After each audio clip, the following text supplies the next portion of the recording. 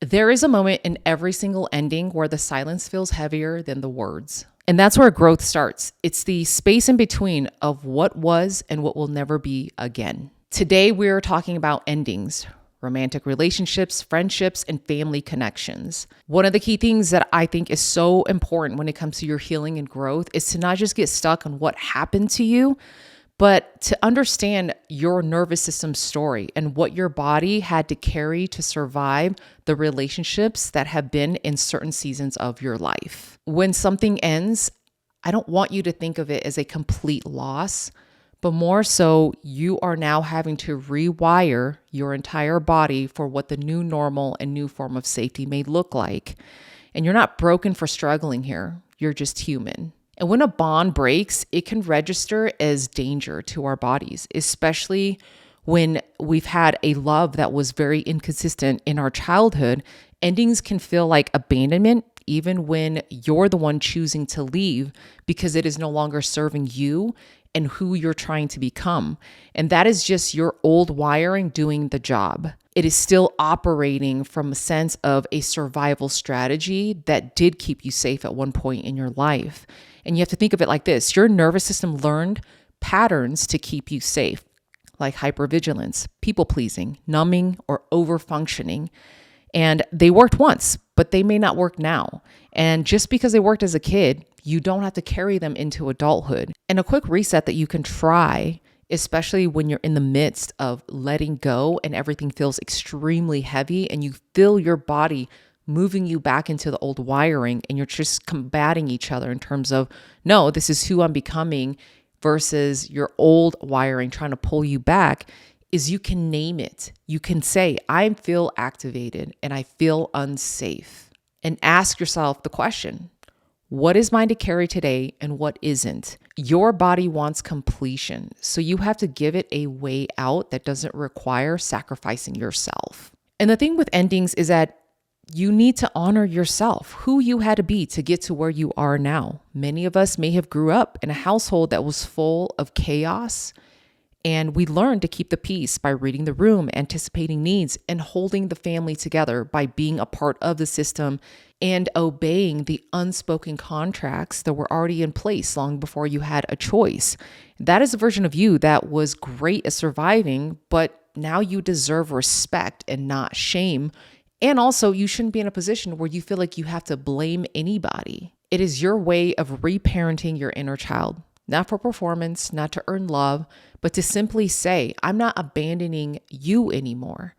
And I know what you had to do to keep us safe at one point, but let me take it from here and you can trust me. One of the practices that I will have my one-on-one clients do is to write a short note to their younger self.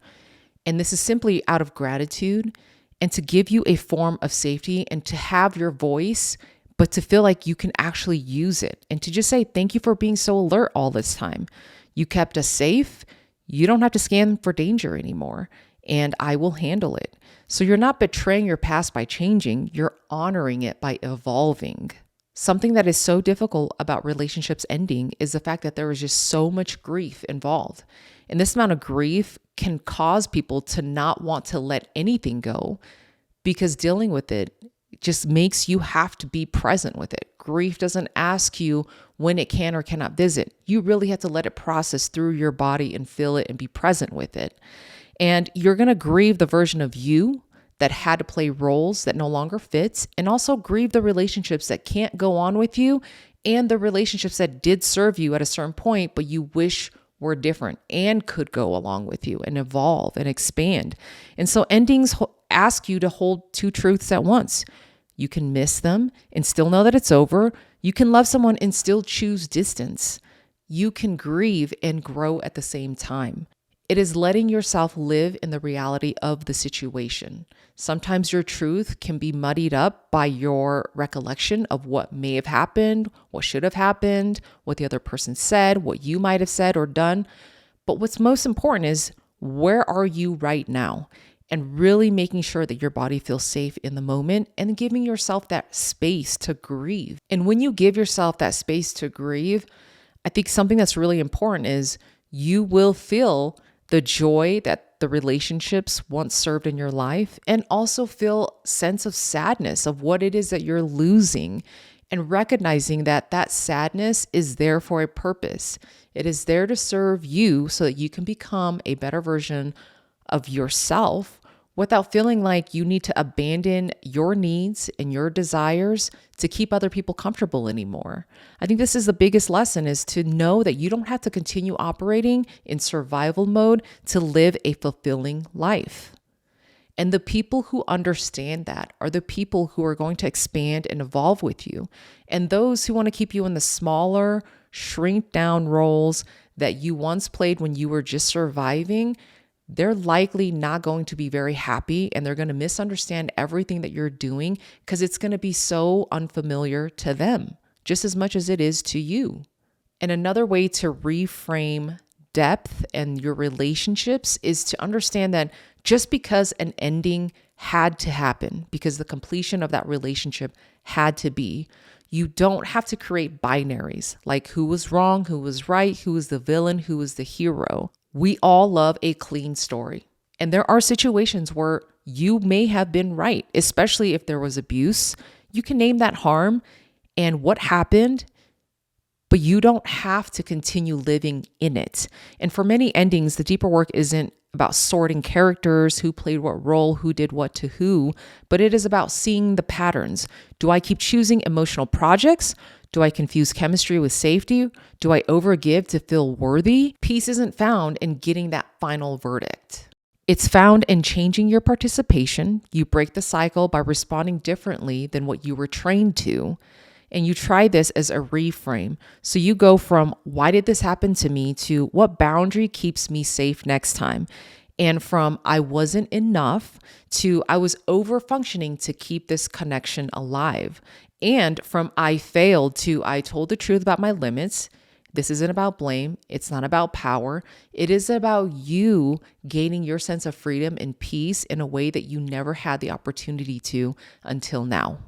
And the thing about letting go of relationships that no longer serve you is that you are making room for people who can meet you. And the people who can meet you have the capacity for you. It is the ability to quietly say to yourself, I am going to clear the clutter and I'm going to stop auditioning for love and start interviewing for alignment. And this alignment is about shared emotional language. It is about repair. And it is about being emotionally mature enough to have hard conversations together. You're not trying to match energy. You're simply matching capacity. And that capacity comes with relational reciprocity. And what that means is there's mutual effort, mutual care, mutual support, and you understand that the other person is going to have their own boundaries just as you are, but there's going to be a high level of respect for that. It's not going to be negotiated. Reciprocity is the non-negotiable, and it is what keeps you present in the relationship so you can evolve and expand together. And that's just your nervous system doing its own friendly pacing where you can breathe while you connect. And you can say this to yourself even when the doubt creeps in, is that I don't want to abandon myself to get access to anybody anymore. And I don't want anybody else to abandon themselves to get access to me. I want there to be mutual growth, and I want the new standard to be self-love first, self-respect, self-worth, and value, and then you can pour into the cups that are going to replenish you. When you can reframe the perspective, when you can reframe how you identify access to you, when you can reframe what meaningful relationships really do for you in your life, that is the kind of love that is going to heal you.